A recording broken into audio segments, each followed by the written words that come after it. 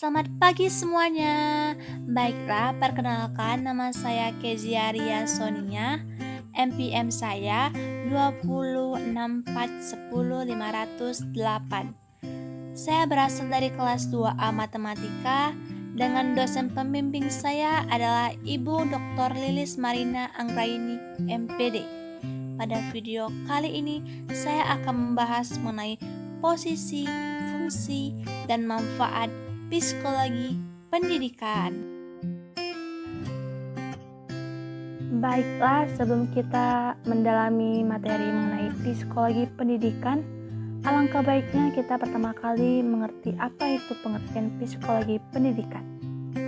Psikologi pendidikan adalah cabang ilmu psikologi yang mempelajari, meneliti, dan membahas secara keseluruhan mengenai perilaku manusia dalam hubungannya dengan kegiatan pembelajaran dan pendidikan secara umum.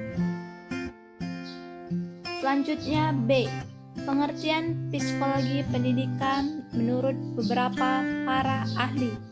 Yang pertama, pengertian menurut Reynolds dan Miller. Psikologi pendidikan adalah bidang studi mengenai orang yang belajar, pembelajaran, dan pengajaran. Yang kedua, pengertian menurut Abdul Muhid. Psikologi pendidikan merupakan akumulasi pengetahuan, kebijaksanaan, dan berbagai teori yang didasarkan pada pengalaman yang semestinya dimiliki oleh guru untuk memecahkan masalah pengajaran sehari-hari dengan cerdas.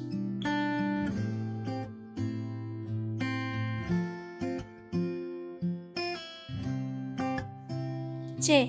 Pengertian menurut Ngalim Purwanto. Psikologi pendidikan adalah cabang dari psikologi yang dalam penguraian dan penelitiannya lebih menekankan pada masalah pertumbuhan dan perkembangan anak, baik fisik maupun mental, yang sangat erat kaitannya dengan masalah pendidikan, terutama yang mempengaruhi proses dan keberhasilan belajar. 4. Pengertian menurut Muhyiddin Syah.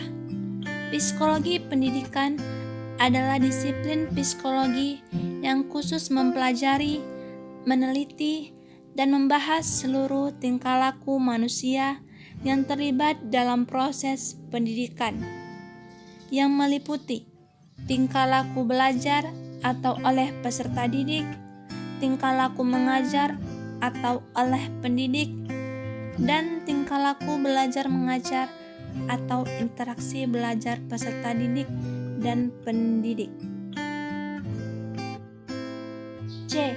Posisi atau kedudukan psikologi pendidikan.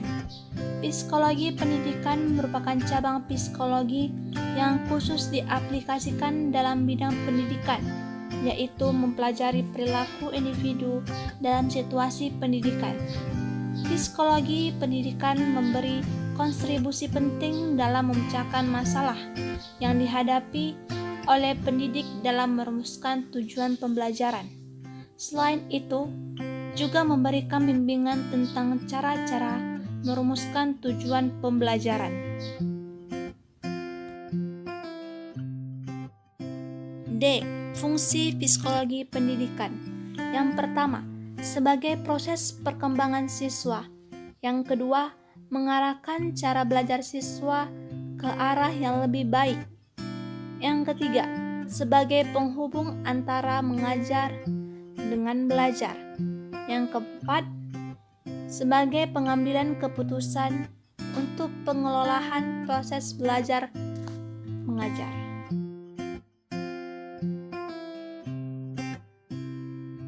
E. Manfaat psikologi pendidikan.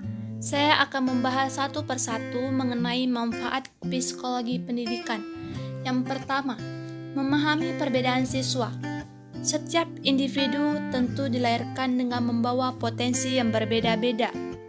Psikologi pendidikan memahami keberagaman antara siswa satu dengan siswa lainnya, mulai dari perbedaan tingkat pertumbuhannya, tugas perkembangannya, sampai pada masing-masing potensi yang dimiliki oleh anak tersebut.